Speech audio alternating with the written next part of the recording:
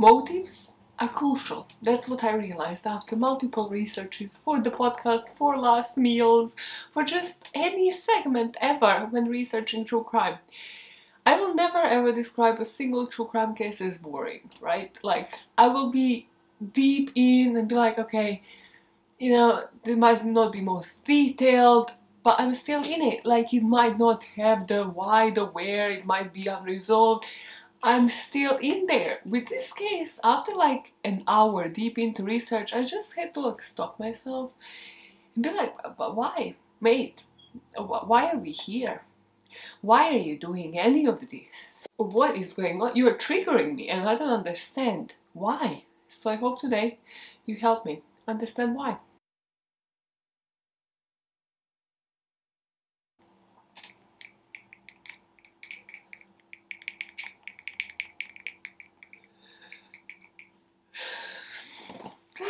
Hi eaters, we are not eating today as you can see. We're drinking delicious H2O just with a bit of ice, because that is what the person I'm talking about today chose as their last meal. Hey, at least my vocal cords are gonna be refreshed while telling you a story. All while we drink this delicious natural beverage that he has chosen as his special meal. Mate might have as well chosen something. I used to start these last meal videos by asking you what can we deduce about a person just based on their last meal. And yeah, just based on that and the fact that I told you I have no idea why this man committed any murders. He's apparently a serial killer. We are in for a roller coaster of emotions that might not lead anywhere, and then you might just leave the video and be like, wow, he was a serial killer. Great for him. Ever heard about this one? His name is David Edwin Mason. And about him, might have seen a picture of him. I vaguely remember seeing a picture of him once, but then when I dived in, I knew nothing. And a bit of a trigger warning, this guy used to kill the elderly. So that's a trigger warning for me. So again, if it's not something that you want to listen to, I'll put like a lighter video in description box for you to check out, and I'll see you next week. So now that I raged about the man, let's talk about the man. David was born on December 2nd, 1956 in a strict Christian fundamentalist household. So that already tells you we are in for some fuckery. Throughout the years, he would suffer physical, verbal, psychological abuse from his parents. So it isn't in particular said in any of the sources that he had what's known as McDonald triad, but I kind of spotted at least two things, and the third one might have just been covered up because his parents were strict. So McDonald triad consists of bedwetting, setting fires, and animal cruelty. And Mason had been setting fires from the very early age. Not just that, but this is disturbing, he tried to actually commit suicide himself when he was only 5 years old, after swallowing some pills and then setting fire to his clothes, so technically trying to set himself and his room on fire. And people will say that this is 1 out of 25 reported suicide attempts that David has had in 20 years. And I don't know why or how, but they just didn't find this alarming between 56 and 76, which is, to me, smells like the family might have been trying to like cover everything up just because of what I'm going to say next. In terms of the second part of the McDonald triad that David might have had, it is reported that he defecated on himself, so like not urinated. And it wasn't for no reason. Like, his parents were strict to the point that they would shut him into this room that had the windows barricaded, so had the windows shut in, and they would call it the dungeon. This disciplining wasn't for no reason. He would set fires to different places in the house, he attacked neighboring kids, and at the age of 8, they caught him standing by his younger brother's crib with a knife in his hand, and they obviously freaked out. However, obviously you could see that this kind of disciplining will turn out to be damaging to his mind, because he's just shut in this place by himself with like no food, no ways to go to the toilet, he's just stuck in complete pitch darkness. So there was this incident when he was 11 and he defecated on himself that his mother put nappies onto his head and made him wear them around the neighborhood, around the house, just to humiliate him. And this is not the first time I have heard something similar. Nothing exactly the same, but there is a lot of serial killers, like some of them that I have covered for the channel, some of them that I'm just aware of. The humiliation when it comes to that part of the McDonald triad, so like urination yourself, defecation yourself, the humiliation is heavily present. There was a case, I'm not sure if it's Gary Heidnick, but I have definitely covered it, where the mother would literally like hang the laundry of her son's urination, like to embarrass him in front of the neighborhood, which just isn't going to lead to any solutions. It's just that the child is then going to associate that with humiliation, but it's not going to help him actually stop wetting the bed, for example. There was another occasion that a family member reported his dad would strap him to a workbench and would gag his mouth and then would beat him until he would become unconscious.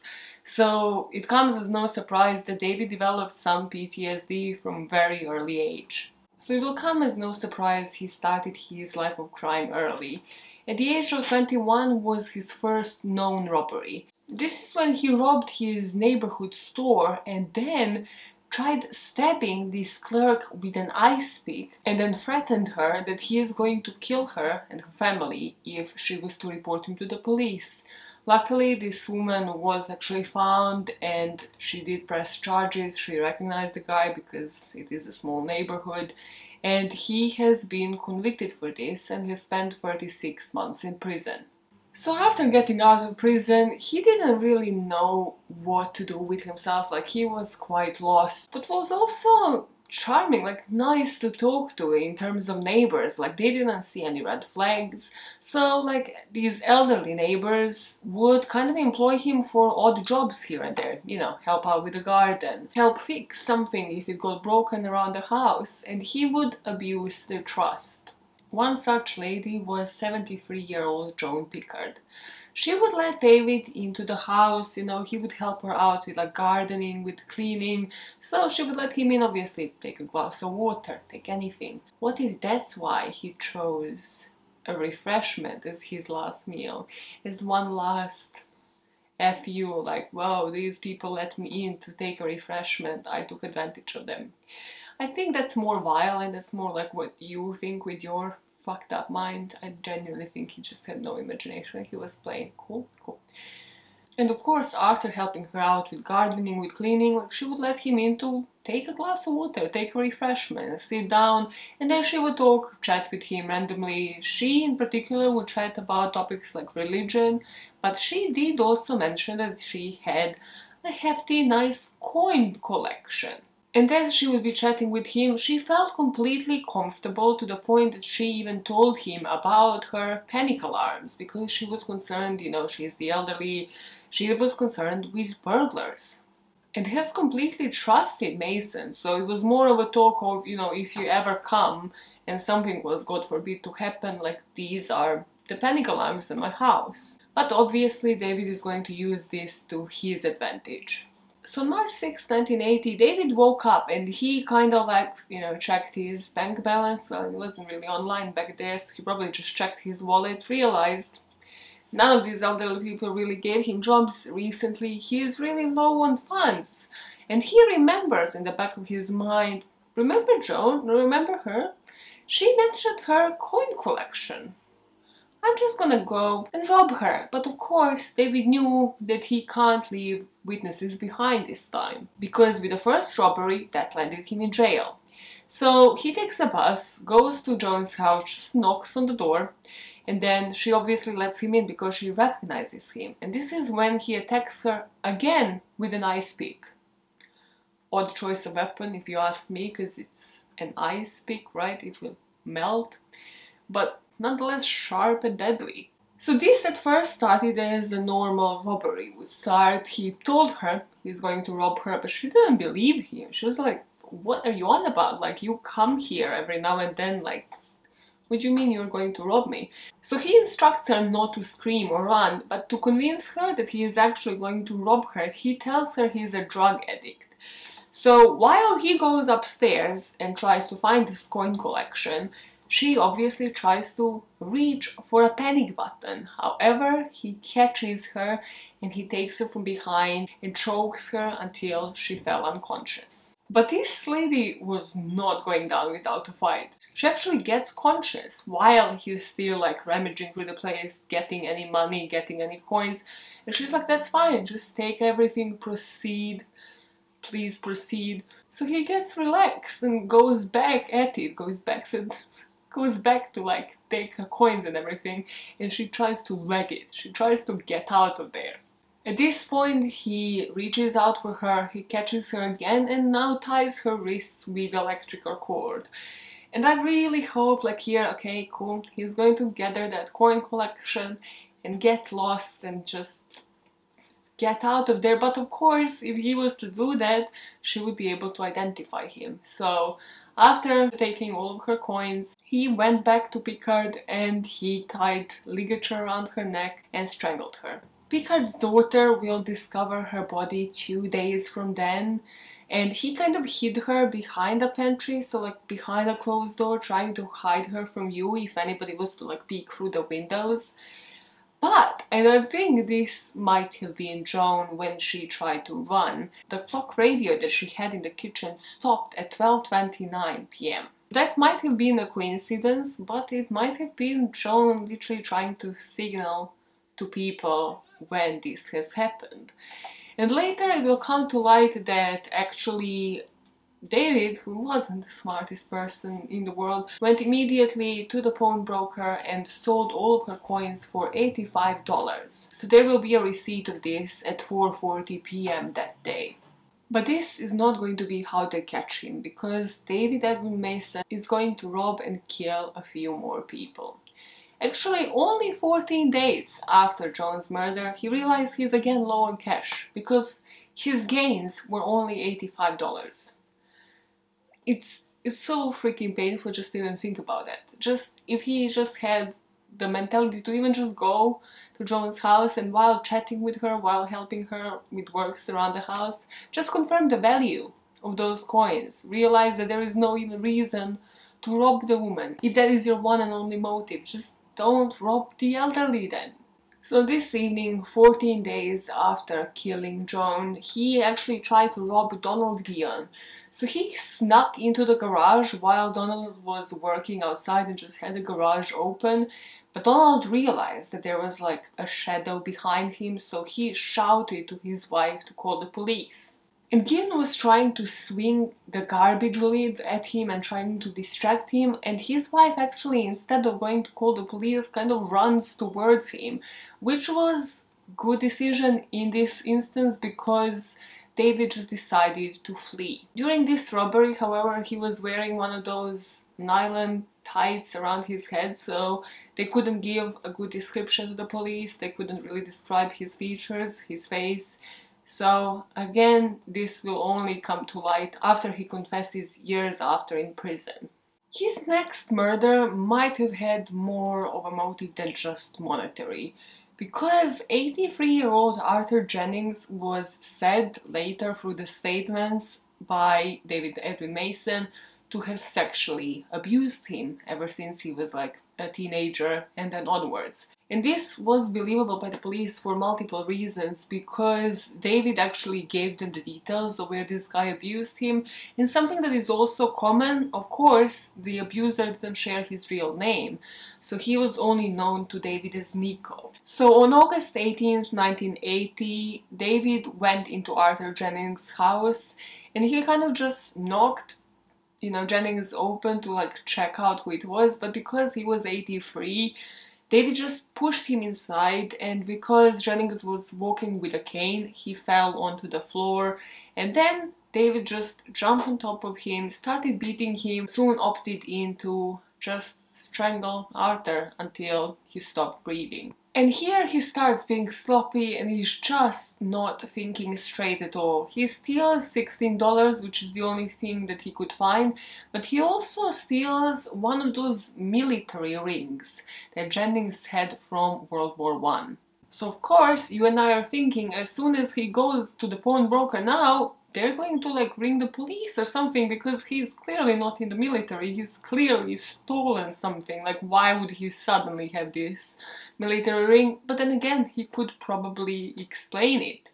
And here they picked up on Jennings' death after the Meals on Wheels driver reported it to the police the next day. Because just like in the first case, somebody was to follow up only the day after or a couple of days after. But here David didn't even bother to hide the body, it was just spread out where he strangled him, like in the corridor. As soon as this Meals on Wheels driver tried to knock, he saw it through the window and then he alerted the police.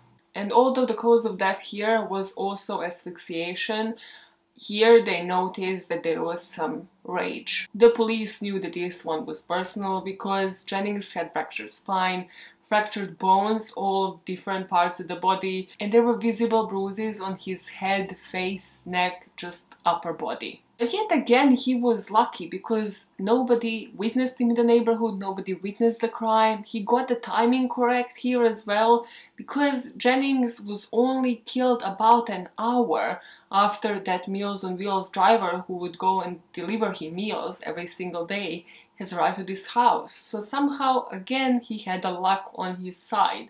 And what I find weird, and maybe the only interesting thing about David Mason, is how he would sporadically place these kills and robberies. His next kill happens 3 months after this, in November 1980. And I was just thinking, what are you doing? Because you can't be living off 16 pounds, so like, are you still helping the neighbors, scouting for your next victims? Because that is never explained, and nobody kind of looked into it and asked him, okay, so you know, your cool down period for 3 months, what were you doing, mate? Like, were you just scouting for people? Because that's kind of important in determining flight risk, and we just don't know. Also, thinking about motives, I'm kind of thinking, how is he spreading them evenly, and whether Jennings was the only actual victim where it was properly personal and everybody else was just the consequence of him being broke and in need of money. On November the 16th, 1980, he is going to enter the house of Antoinette Brown, who was also one of the neighbors in that block that knew him, and she just let him in.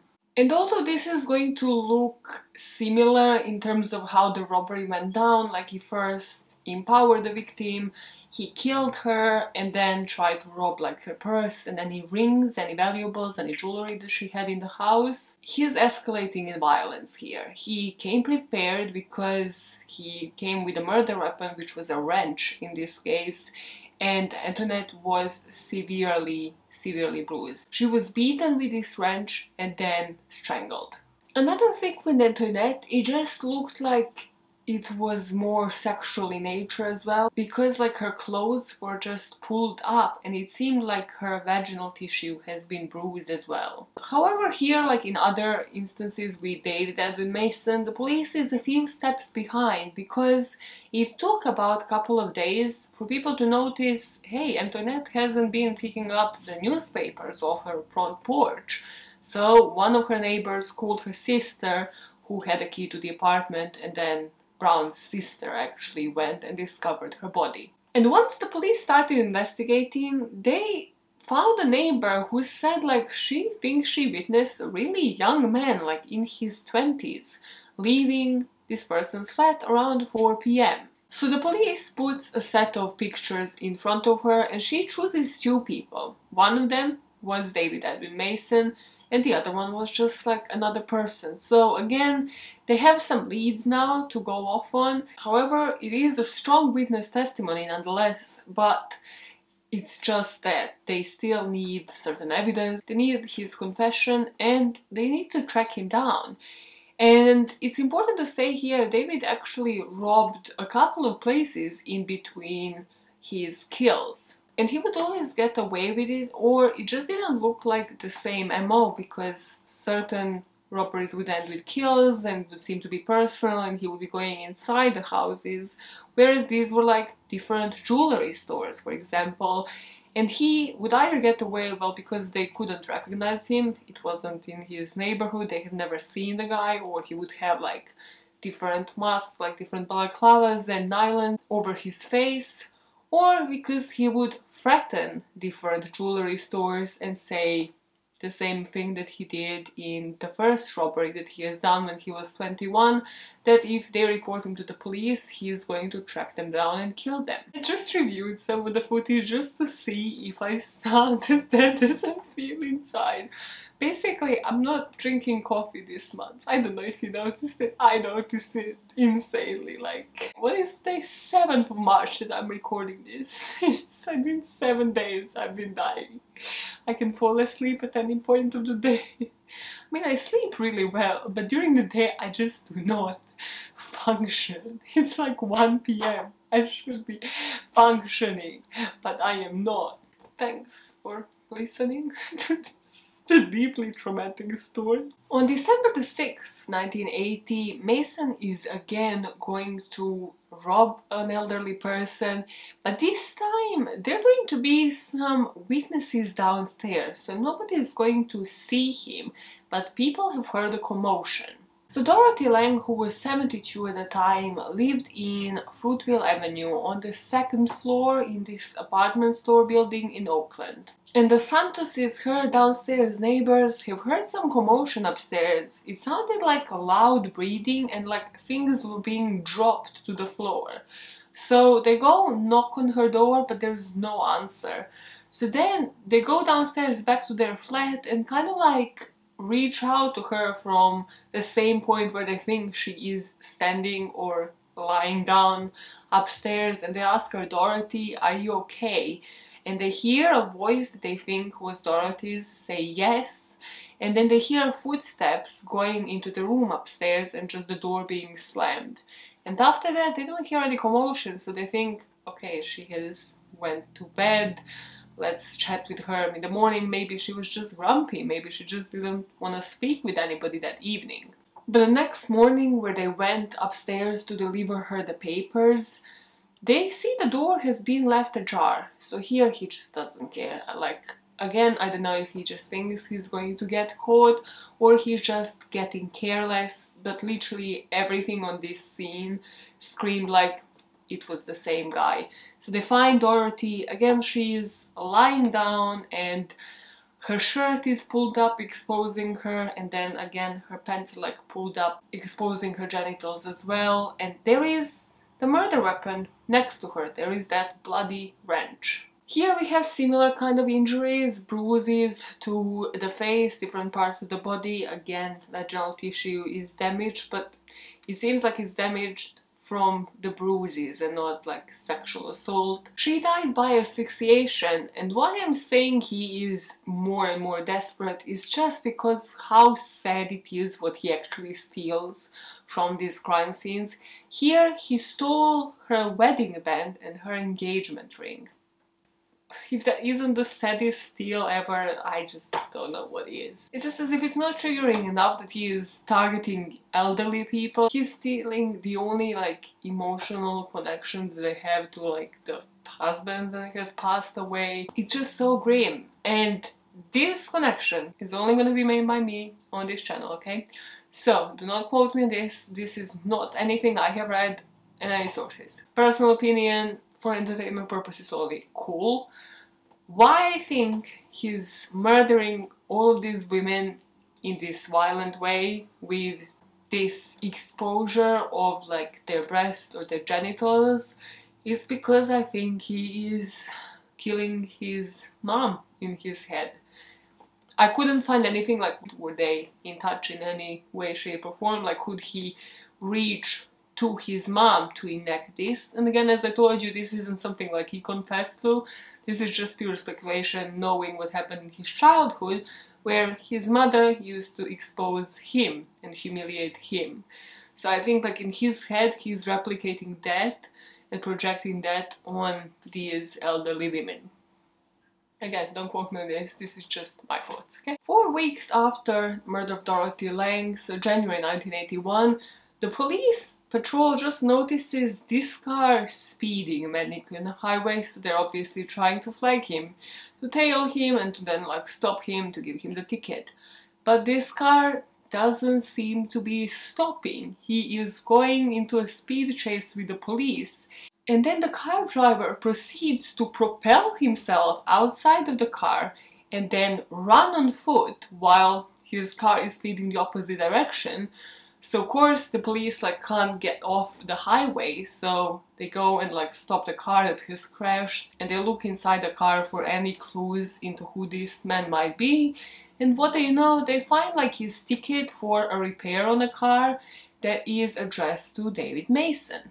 And this ticket repair had his family address, so they go to give the family a visit, and they find his mother and his brother living at that house. So they speak with them, and his brother says, okay, he gave me this weird tape that probably will be of interest to you, because it kind of seemed like a goodbye gift, he wanted it to be heard. And the tape is called David E. Mason Epitaph. And obviously the police is there being like, do you have a record player? Should we play it in front of everybody? And they do. This epitaph was sort of a confession to all of the murders and the robberies that he has committed. On the tape, he would allude that he is guessing it might be of interest to the police. He also referred to the Oakland Tribune article about unsolved murders and stated that he could clarify some of their mysterious haps. So 10 days later, on February the 4th, 1981, they finally managed to locate him. I don't have many more details on this, otherwise, trust me, I would have told you all of them. I don't know how it took them 10 days, but hey, he was finally in custody, and there weren't apparently other victims during those 10 days, thank God. So once his Miranda rights were read, he again repeated everything from the epitaph. He confessed to all 4 murders and other robberies as well, and the police asked him again, because this is different times, it's 81, we're just out of the 70s. The police asked him, would you walk us to the scenes of the crime? And he's like, yes, of course. He could have probably just told them the addresses, but again, different times. So he just walks all of these police investigators to the scenes of all 4 murders. So I'm going to try to simplify this next part the way I understand it, okay? Because the only account of events that details it is this court document where I took a lot of information from. But this part I really struggle to understand it, so I hope that this is 100% correct, okay? And it's also written in really complicated court language, so I hope I do it justice. But basically what happens is that David Mason is going to get a cellmate. So he was held waiting trial, now it's 1982, so it's been over a year he's been held in this Alameda jail. And on that particular day, he gets a new cellmate, and apparently at the block that they were all staying, it was called the F-Tank, and it's famous for sometimes having police informants, just being thrown into the cell block and then getting information on each other, and then that person just ends up being released and then telling everybody about the murders or the crimes that one of those cellmates has committed. So on one such day, Boyd Johnson has been thrown into this F-Tank, and he was not the informant, he was the criminal. So this guy apparently raped a girl and then has been paraded on TV. People were obviously fascinated by it. They wanted his interview because that's how we are with crime. They were tailing him to the place where the crime has happened. And Boyd kind of during this emotional confession on television has also said, oh yeah, there were others, I wasn't the only one involved in this rape. So this guy, Boyd Johnson, lands in the cell where David Mason is. So obviously he is coming in, being paraded as this celebrity. But also it was said that David Mason knew the victim, knew the rape victim in this case. So he was just not on with any of this. So apparently there was a police informant in this block as well, trying to obtain information. But certain people just, try during the day, then I don't know what happened with that informant, and everybody's story kind of changes because obviously nobody wants to get involved with this part. And that part is that David Mason jumped during the night on Boyd Johnson, strangled him, and then carried him all the way to the male bathrooms, where he made it seem as if this was a suicide. But probably because this was more violent than them just strangling the guy, once they put him into the male showers and tried to reenact this suicide scene, Johnson started bleeding, and he obviously bled onto the defendant, onto David Mason and another guy that was aiding him, assisting him in this, and then there was blood on their clothes that they tried to dispose, but this was found later, which just implicated him in a fifth murder. And that trial, despite, bear in mind, this guy left a freaking epitaph, he also confessed to the police, to their face, like probably on like the tape recording as well. So it's like 2 tape recordings of his confessions at trial. That's why this is when in this research I was just like, mate, why do I get you this? Why are we here? Why are we here?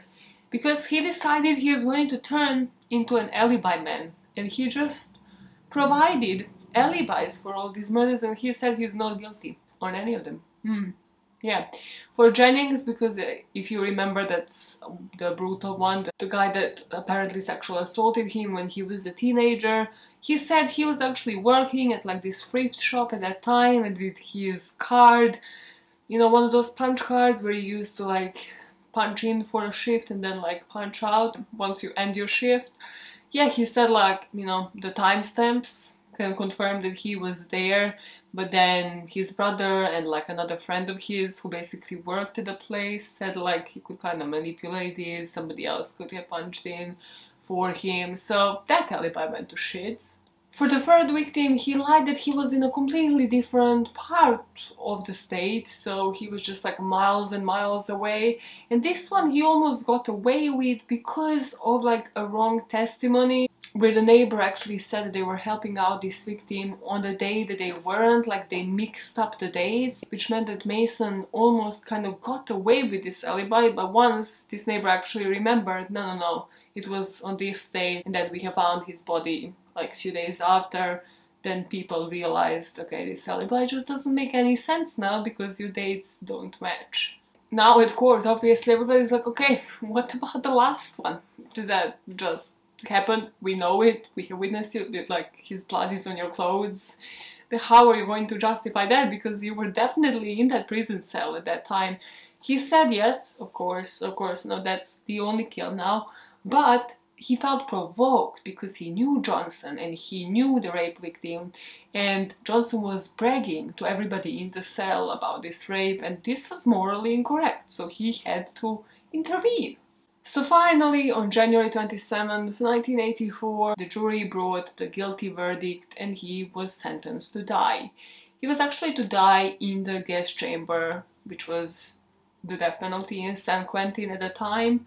But the part that I find weird, and again, one of the last meals, I can't remember which one, but there is actually probably plenty, where people just want to get it over with. And usually that is one surprising fact that I have found since researching last meals, that people don't want their defense attorneys to appeal. Like David Mason was one of those people. He actually would snap multiple times at his defense attorneys for like wasting taxpayers' money and appealing his case. I'm like, okay, sir, like your moral compass is definitely wrong to be reproaching to anybody for anything, but I mean, I get it. Also, something that I wasn't thinking about as much until listening to like a recent different true crime case on a different podcast was that the death row inmates get a better life. I mean, how do I word it? They get it better basically on a death row instead of being in gen pop, like in general population. And that is unfortunately because others, like prison wardens and everybody working there, know that they're going to die, which I just find so weird because usually they're the worst of the worst. Like, I understand that they're going to die, but again, until they have execution date, what if somebody was to just chill on death row for like a decade or multiple decades, and what, they're treated better than like somebody in general population that might be there for, I don't know, like weed possession. I just don't get the logic, okay? It's like, you can tell me off for this, but I just don't get the logic between the two. David was one such prisoner. He spent 9 years on a death row, and during that time he finally accepted responsibility for his crimes. He actually sat down for a 90-minute prison interview, and he told the reporters, "I believe in the death penalty. I believe in the most serious penalty for the most serious crime." And again, he asked his defense attorneys to drop any other appeals and just to set the execution date. And he even said he is willing to switch from a gas chamber to lethal injection if that is just to speed up the process, to alleviate everybody else, and he's going to take full responsibility. He will even resort to that if necessary to keep the court from delaying his execution. And in that 90-minute interview, he also said what we kind of know is the truth, like, and what I tried to align during this case, is that he knew of nothing else. Like, the fact that he looked lost through these crimes and he just looked like he was, you know, trying to commit a robbery, trying to commit a murder, what he was doing with his victims, it just looked like all over the place. It didn't really look like, you know, he was a mastermind who had some thought involved. He said that was because he was unloved and abused as a child, so he just was brought up and was lost, like he didn't know what his purpose in life was. And he also said he firmly believed he would not even be in prison, not because he didn't believe like he would turn into a criminal, but he thought he was to die a lot younger and in some form of a shootout with the police. And he again said, not blaming everybody, but kind of sounds like he is, that had he understood the pain that he was causing the victims' families in his early age, that would have been a deterrent for him. Like, if somebody was to teach him empathy when he was younger, then that would be a deterrent for him to stop him from committing any further crimes. And on his final day, his friends and family came to visit. He had apparently unlimited phone calls with his family, which apparently is what happened at San Quentin at the time. He refused to have a special meal, and as we know, this is what he had. An almost finished glass of water, yes, with some ice. He made it cold. He made it ice cold like his soul. He said he had no final words. So on August 24th, 1993, again early in the morning, like with most of these cases, at around 12:05 a.m., they just escorted him to the gas chamber. And even then, because this was kind of considered strange that basically he had, you know, no appeal, so there was nothing to go through, no like last minute seizes to the death penalty or anything like that. His attorney was in the witness area, and this warden kind of pointed him to his attorney and asked him, did you change your mind? Do you want to like appeal or try to appeal one last time? To which David said, no warden, I want to proceed, thanks warden. So at 12:09 a.m. they have introduced the gas into the gas chamber, and he was pronounced dead at 12:23, which is a lot of time if you ask me. It's what, 14 minutes? Did it take him 14 minutes? Like, that sounds brutal. I mean, that just reminds you of Auschwitz, and I just don't know. Like, I'm so flabbergasted. Certain states still to this day like commit death penalty through lethal gas injections, and I'm just like, I don't understand. That just sounds like ancient method of torture. It just sounds like World War II to me, but sure, you know best, I guess. So he's dead. And his death marked the second execution in California since 1967, and apparently the last execution by death chamber in that state. And that's the case of David Edwin Mason. What did you think about him? Do you love that he was a serial killer? Just so pointless, so pointless. If this guy only had direction, or just found the direction, again, it's all on him. There are plenty of people that come from abused homes, abused childhoods, that to try at least to figure out how to live a better life. Try to differentiate between the right and wrong. David apparently just didn't want to do that. And also, I'm sorry, but like, why are you going after the elderly, and the elderly that also tried to help you out when you most needed it, like literally gave you jobs, try to like help you out, go on the right path? Just, no.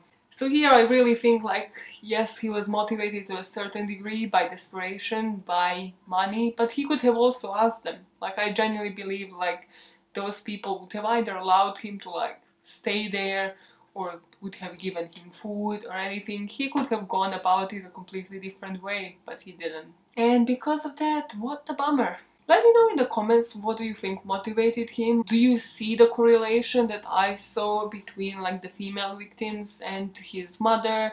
Do you think it was just purely desperation and just monetary gain, even as small as it was? What do you think was going on through his head? Because yeah, this case I just find truly interesting, because I think like every victim was like a story for itself. There was that guy that like sexually assaulted him as he was a teenager, then there were like females, then there was that first elderly woman, and there was Ice Freak, then there was Wrench, different, you know, modus operandi. I'm like, mate, don't do any of it, just make up your freaking mind. No, don't do any of it. That is a tip for all of you. And also drop down in the comments, what else do you want me to eat and cover? I have a next case in mind, so that's coming at you probably next week. And that's an interesting one. When I heard like what she ate for her last meal, I was like, hey girl, we got to go to a female case again. We just have to. It just has to happen. But until then, drop down in the comments what you want me to eat next, who do you want me to cover next. And I'll see you next Friday. In the meantime, between now and next Friday, you choose your next meal as if it was your last. Yeah. You do that. Don't just choose a glass of water, like, don't be basic. Judgmental. Just so judgy. So judgy. Pose for me like you're choosing your last meal. Wow, you look amazing. Epic. Epic. Okay, have you lost it yet? Have you completely lost it?